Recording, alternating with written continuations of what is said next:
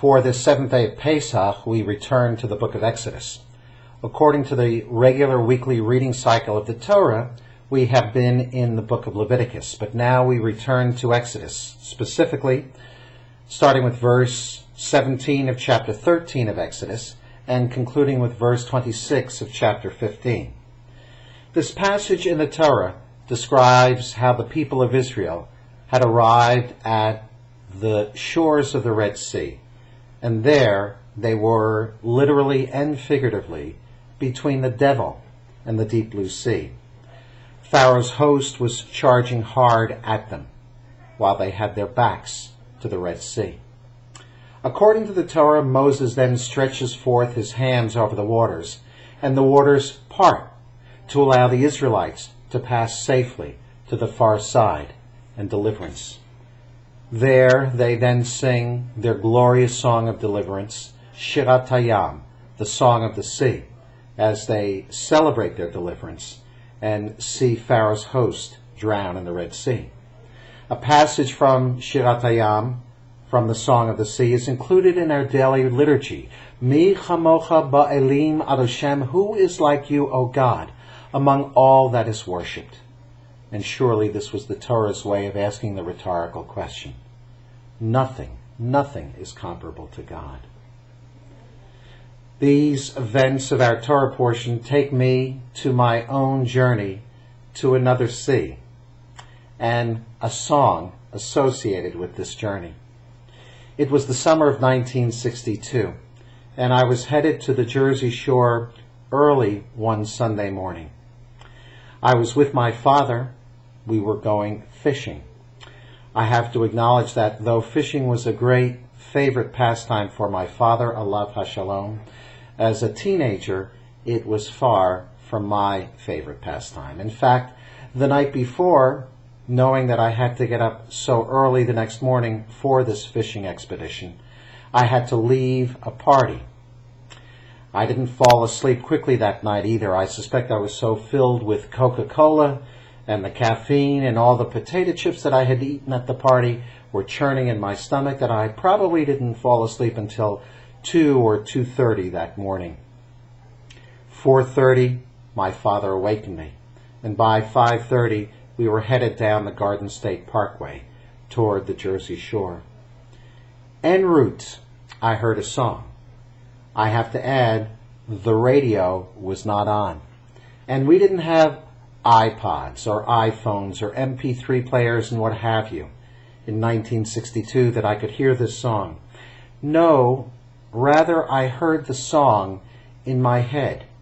But I heard it crystal clear.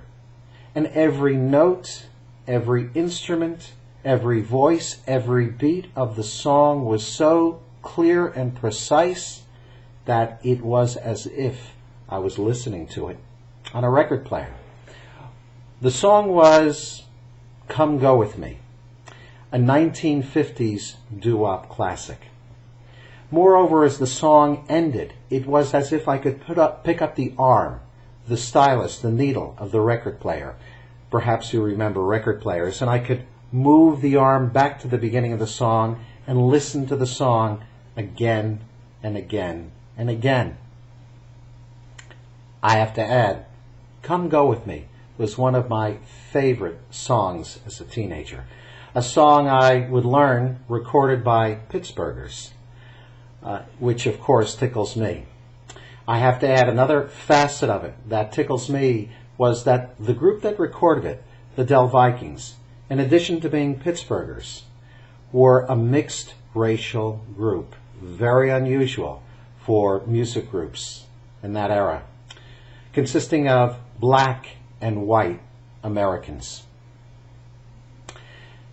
This was an altogether unusual experience. I couldn't describe the experience in words beyond the experience itself, but today I think the perfect word to describe it is mystic. I have to add, it was altogether a unique experience in my life. Never again have I experienced anything like it. Oh, certainly I have melodies running through my head all the time. But Again, note for note, instrument for instrument, voice for voice, beat for beat, the song Come Go With Me was crystal clear, as if I were listening to it on my record player. This journey to the sea takes me back now to our Torah portion. The Torah says that the waters again divided when Moses stretched forth his hands over the sea. But our ancient sages asked the question, at what precise point did the waters part? They answered their own question by coining the Midrash, that the waters parted when the first Jew entered the sea up to his eyes. There he could see his predicament, but he could no longer breathe. And it was when this first Jew expressed his faith in God's saving power that the waters then divided. Thus, according to the ancient sages, the parting of the waters of the Red Sea was not the result of a miracle fashioned by Moses. It was the consequence of the first Jew affirming his faith in God and in God's saving power. According to rabbinic tradition, this great hero was one Nachshon, ben Aminadav Nachshon, the son of Aminadav. It was he who entered the waters up to his eyes. It was he who expressed his faith in God and God's saving power.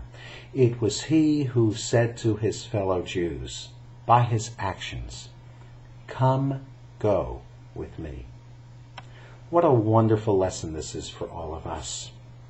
The Talmud teaches, Ein somchin al hanes, one should not rely on miracles, but one can always rely, according to this Midrash, upon digging deep, on finding faith in God and the certainty of our deliverance.